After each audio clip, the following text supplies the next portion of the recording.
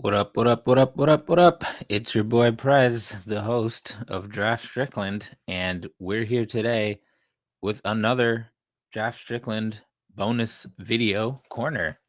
Um, in this video, we're going to talk about a subject that I don't know if I've seen anybody make a video about, and I don't know if I have the proper terminology for it. It's about a particular type of drive to the hoop that I call a gallop, and it's something that a lot of the best drivers use, especially really strong dudes. And I think it's really helpful to know what it is when you're looking at draft prospects and when you're looking at some of the young Knicks. So I want to highlight why this style of driving to the hoop is very important, and also what it looks like and why it's different from a normal drive. So let's get into a video where I have a bunch of examples. All right, so we're watching Houston. Jarris Walker right here catches the ball in the corner, pumps, and here he gets up for the big slam. You see him. Let's rewind that back real quick. You see him dribble, 1-2 step, rise up, dunk.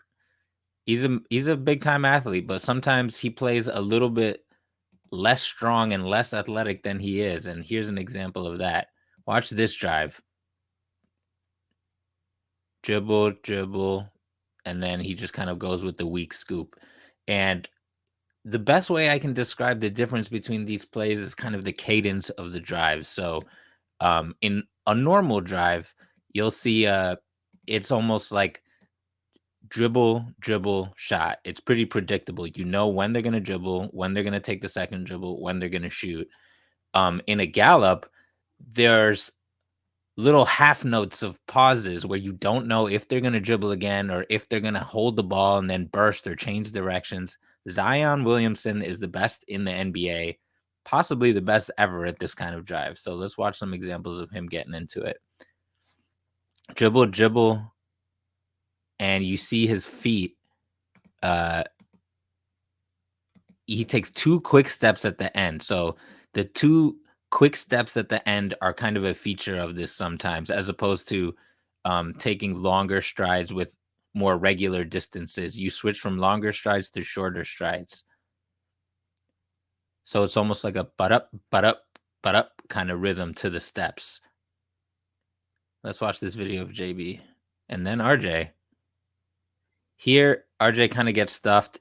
RJ is really well known for struggles at the rim, struggles driving, despite his ability to drive on anyone, which is kind of a gift and a curse. And if we run this back, you see a lot of RJ drives go dribble, step. You know the cadence, you know what he's going to do. And because of that, and because he's not so athletic, you can kind of sit on it.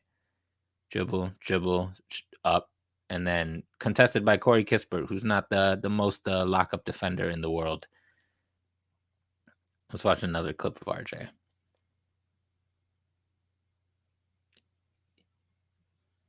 Here's another one where he draws the foul, but you see it's a little bit more varied footwork in terms of the cadence.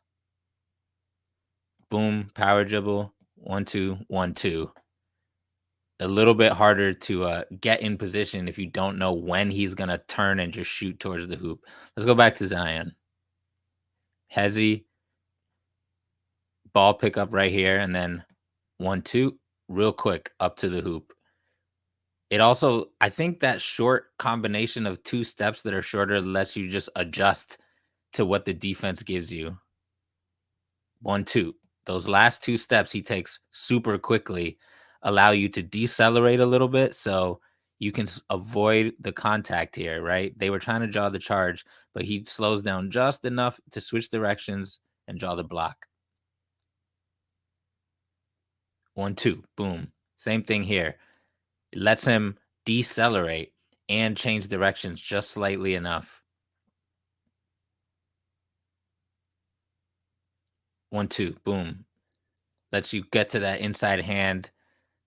Just gives you some motor control there.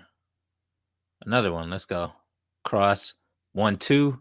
He turns into a fadeaway there and draws the foul. Was it a foul? I don't know, but it just poses more problems. hezzy, 1-2, reverse. You can just read what the defense gives you when you have these gallop steps. All right, back to college players. Another player I wanted to talk about in this video is Chris Murray, who checks a lot of boxes for would-be Knicks pick coming into this class, right? He's productive.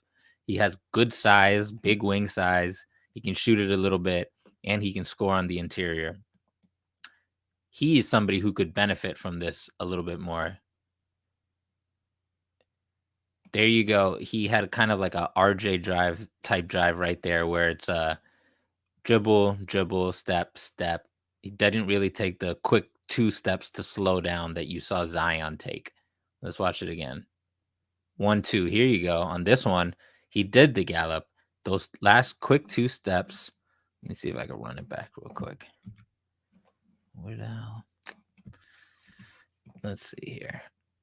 All right, let's run it back. Da da da da da. Oops. All right, let's watch this. Dribble.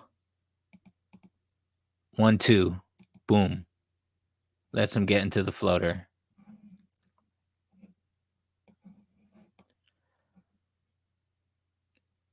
1-2. Push. 1-2. Lets him generate the contact there, kind of like Zion did. He's really good at this. Boom. 1-2. Generate the contact. Didn't get the foul. Able to get the angle on the banker. 1-2. Boom. Right off the glass over the taller Hunter Dickinson. 1-2. With the long step there, that's the opposite of what Zion does. You can also use the gallop to take 2 quick long steps. Here, Cam Whitmore, probable top 10 pick, really high on my board. I'm maybe irrationally high on him. I think he's number 4 for me, honestly, or maybe 3. I don't know. But he's only 18, and his driving craft coupled with his athleticism. I mean, no one's like Zion, but his craft and his ability to use those gallops and his strength, 235, right? 6'7". It's a force when you combine it. 1-2, boom.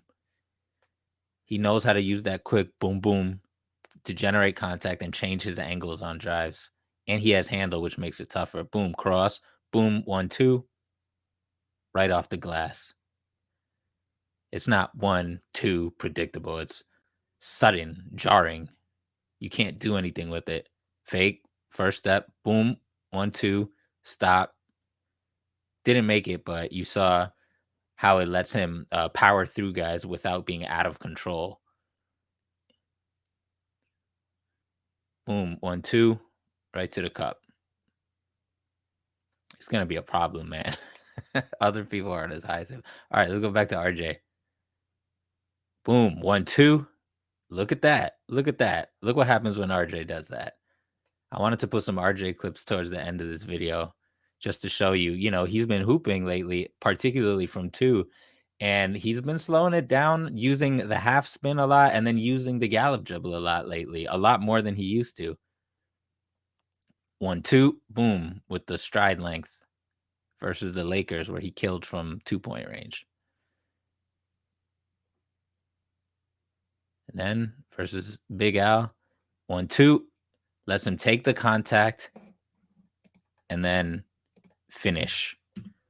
It's a beautiful thing. I hope we see more of that from RJ. I hope we see more of that from every Knick. And I hope y'all now understand what I'm trying to say when I describe things as a gallop dribble and why it's so important for prospects.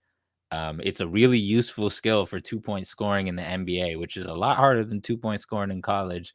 So the more guys like Chris Murray do it, the more I think I'd be high on their interior scoring ability.